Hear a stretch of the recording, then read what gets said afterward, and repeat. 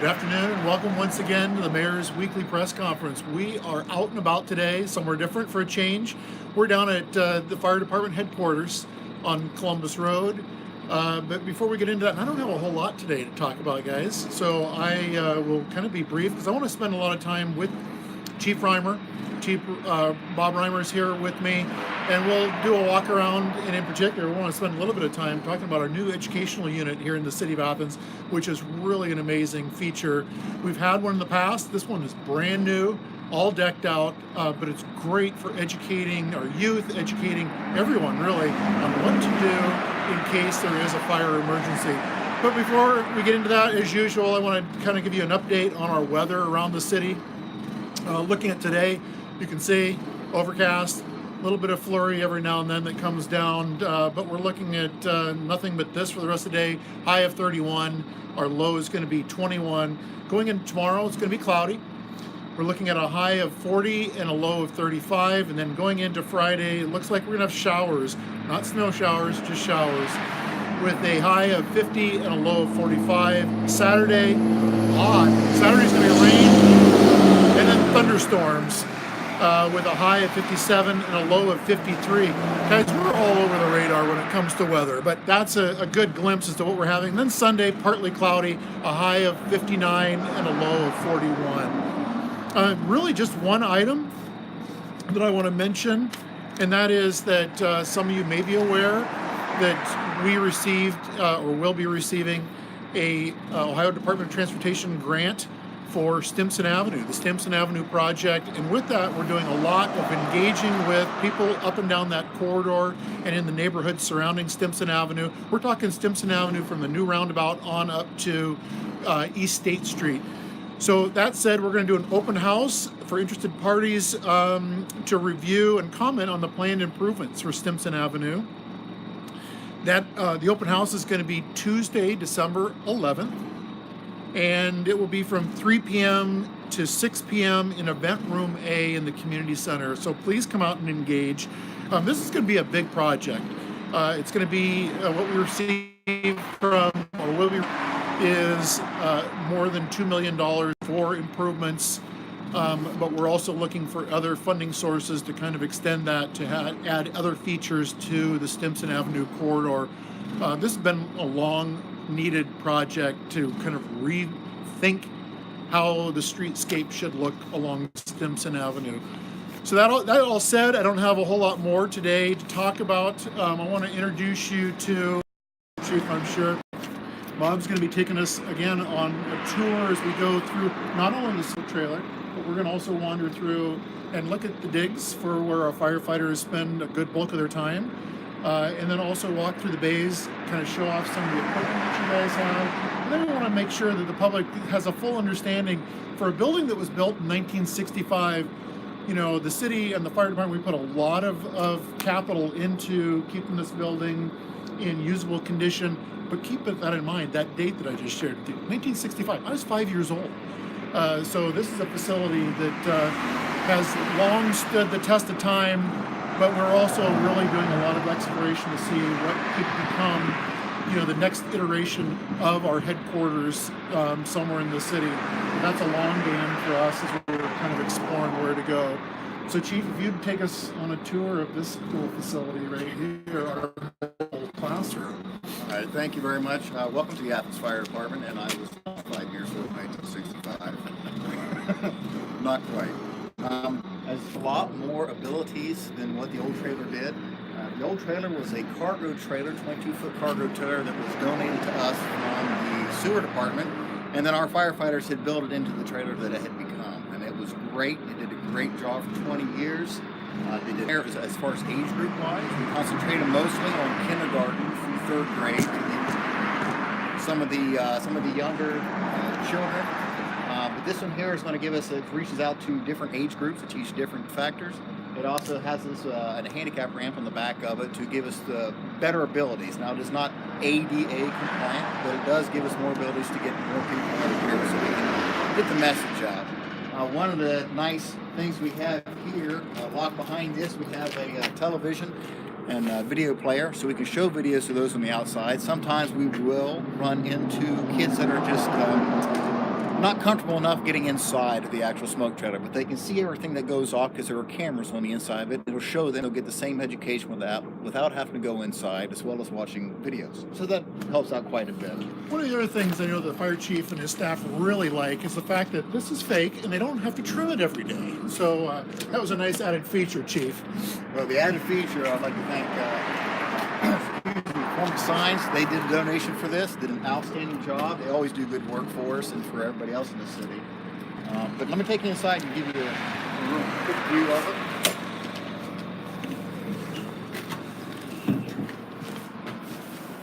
A cold day like today, it should have been started up probably 4 hours ago, but it is fairly warm in here. We have air conditioning and heat. As I was telling you about, it gives us more abilities of things that we can do. We tried to design this so that it was going to be about the same layout as what our old trailer was, and it has the bench seats along the side and an open floor plan. That gives them the ability to do the stop, drop, and roll, whatever we need. We have a fireplace where we can teach them how not to keep things too close to a fireplace, away 3 feet at least, combustibles. We have a small kitchen over here. We can teach them about kitchen safety and cooking fires and how to make sure that the pan is turned with the handle inwards. Microwave safety, that's always good for teaching them how not to burn popcorn.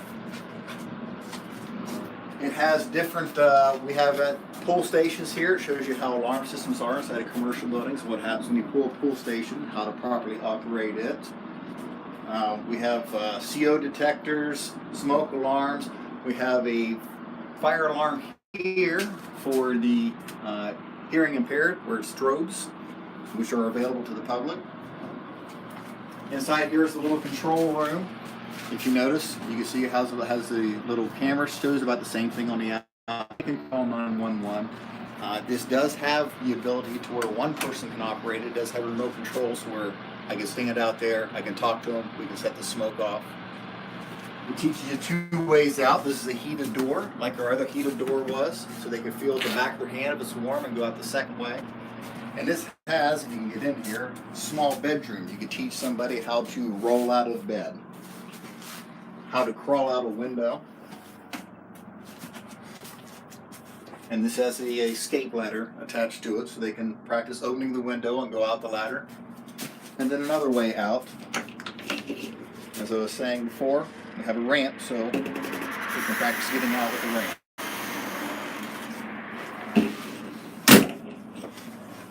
So it does have quite a bit more abilities to it. On a large situation, we could also turn this into putting a table and chairs out if we need to use it as a portable command center or a meeting place or something out in public. But we do appreciate we haven't got a chance really to use it too much this year. We did use it for Fire Prevention Week, but it is available. If anybody calls upon it, we can take it out to the public and other areas of the county and help educate that way. And this will create a smoke as part of the training, correct? Where someone can experience what it would be like to be in a smoke-filled room. This is a really amazing space. This is a nice asset for the city and for the fire department. It is. It is. It's a great asset. Should we go inside? Sure.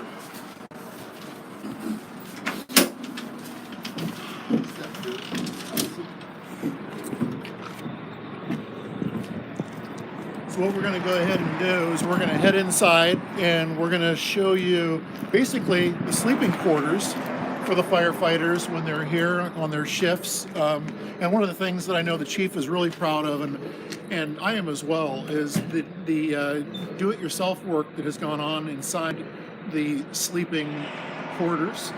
And so we're going to go ahead and head on inside.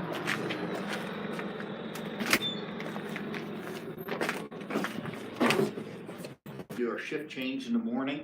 Get up 6:30 morning. Shift change is 7 o'clock. They'll come in here, sit, discuss what went on the day before, what needs to happen to this day. The truck needs repaired, it has to go to the shop, things of that nature, and just camaraderie, just talking. In the evenings, they're allowed to come in here, sit down, watch news, relax, read books. We have a library of all kinds of material.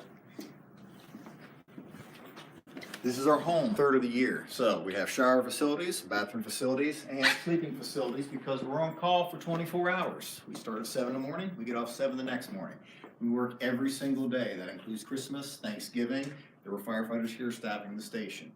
They normally work 2,496 hours a year. The A normal person like myself works 2,080. It gives you an idea of how much more they work. As the mayor had mentioned, this is one of the proud projects, Shift 2, and actually a lot of the department actually put into. What we had here some years back, this is part of what's left over for 1960 military-style bunks, and they were great. These were all bunk beds here, and these were all single beds. But the problem we had found is some of our firefighters were getting taller and taller. They were 6-foot-long beds, and we had 6'4" firefighters. Wasn't quite as comfortable. So they came up with a plan. Captain Smith and the crew had designed this way this is going to be set up. The lockers were really small at the time. They had small 6-inch by 12-inch lockers. They were trying to cram all their stuff in. We got them the materials. They designed this. They built all of this. They went ahead and made it so these are Murphy-style beds so they can be folded up, because twice a year, every firefighter has to, or every shift has their own area. So they strip and wax or buff these floors at least twice a year, if not more. Again, like I said, this is their home. Just like you take care of your home, they're taking care of their home and taking care of what you give us. The trucks, the equipment, the station, they painted all of this. They did the floors. They take care of making the beds and filling things that can be fixed. Our maintenance staff and facilities management for the city does an outstanding job, but they are constantly busy. So if there's something that we can do to help out that's on our own, we'll do that. If you come out here, this is a way to, one thing we recently done was we took all the bunker gear. We took all the bunker gear out of the bunk room area due to the whole cancer movement and getting all the dirty, filthy gear out. So now it sits out here in the bay. We have recently been in receipt of the AFG grant, which is a federal grant. We've gotten equipment in the past for it. What we've done recently with this grant is we got the diesel exhaust system. So we'll have hoses that will come down, mount to the trucks. They'll hang on the ceiling, and when we start up the truck, it automatically sucks the exhaust out of the building to keep all the particulates down and diesel buildup. Because as it sits right now, when this truck starts up, it's covering all the gear and everything in here with diesel fuel. Well, this will be a system that is a larger scale system than the one that we currently have down at Station 2. Exactly. We got that last year. I believe you guys put in for it. We got that for Station 2. It was just 2 trucks out there. Here it's going to be doing all the vehicles. So this will be, as the mayor said, a larger version of it. This is our pickup truck, water rescue unit. We have in here quite a bit of equipment. As you know, we've had quite a bit of water rescue incidents. Unfortunately, one just last week. All kinds of trays, life jackets, dry suits, things to do ice rescue, water rescue. We're in the process of having a boat trailer, a new boat trailer designed and built, so we can hopefully have a little bit better capability of getting into the water. We still need to get a boat ramp. We're still trying to find a way to do that, but it's going to help out any way we can. So again, this is one of our newest pickup truck here. Our newest engines are 2015. This is a Pierce pumper. It's a pump that does have the ability to where we can drive the truck and spray water at the same time. Again, it's just a landscaping trailer that somebody had welded the top to with the deck, so we can haul both boats at the same time. The problem with this design here now is we have to get it there. People help us carry the boats off of the trailer. We put the motors on the boats, and then we get it in the water, which takes a lot of time in order to get in the water. So hopefully the new trailer and maybe a ramp will help us out, but we're constantly training for that. Unfortunately, we use it more than we want to. This is our next truck. It's a 1997 Sutphen that's to be replaced. We just got the bid package set up for the next one. We'll be presenting that to you next week. Hopefully, and the university's been gracious enough to donate money towards the last few trucks, and we'll see. Hopefully we'll be able to help out and get the next one. Prices aren't going down, unfortunately. I got a good look at that truck when I stopped by before Thanksgiving or during Thanksgiving to Station 2, and they had rolled out the plans, and it's impressive. Is it? You've not seen it yet? I have not seen it yet. Well, the captain hasn't presented it to me, so you're one up on that. But I trust that they're doing a good job. I know Firefighter Brown and the truck committee, and they've done an outstanding job, and they really know what they want. So it has to last 20 years, so we have to do it right the first time. This is our tower truck. This is a 2012 Sutphen. It goes 100 feet in the air. We tried to keep this In reserve, we can use it only when we need to. Now, they take it out once a week to at least drive it. If we have any type of high-rise fire or anything of that nature where we think we're going to need it, it goes. But unlike the other trucks where we want to put it in reserve for 10 years, after 10 years, and then replace after 20, if we can get 30 out of this, that'd be great. The last one got us about 25 years out of it, but it's constantly front line. So when this is $1.2 million, you want to try and get your money's worth out of it and take care of it. To share just a real interesting short story with everyone who's watching.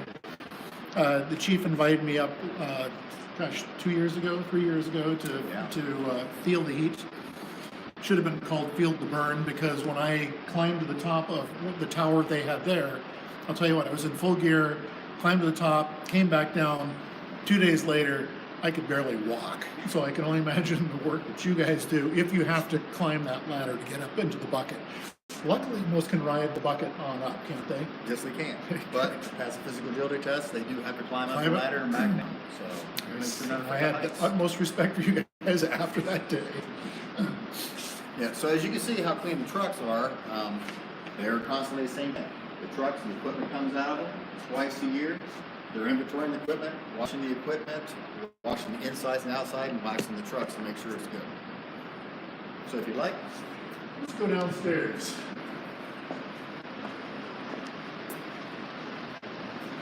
So what we want to do next is we're going to go on downstairs to where they store a lot of other equipment and trailers and some things that they train with. But I think more importantly is to give you an idea as to some of the age to this building and some of the repairs that have had to be made over the course of this building being here.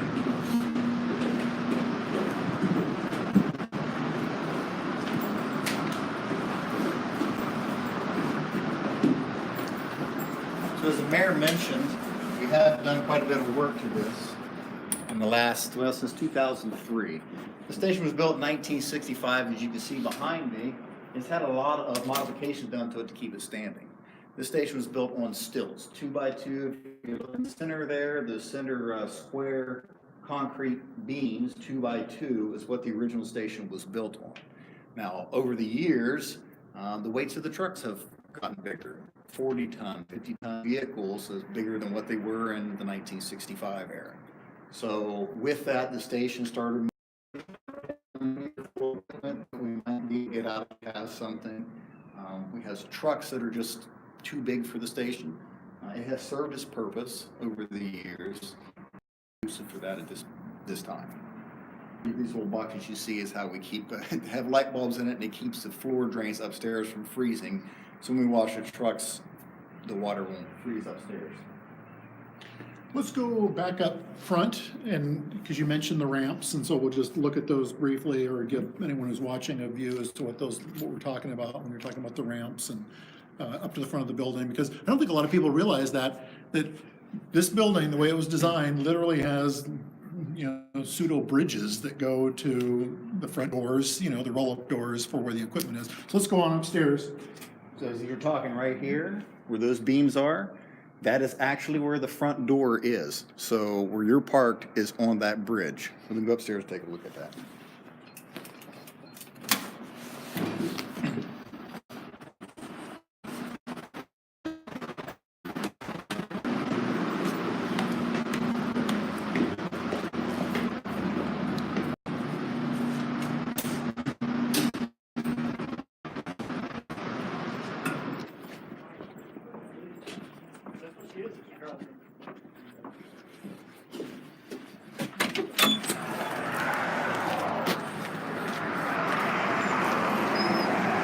This is that beam that I had pointed out, and all this is suspended bridge area.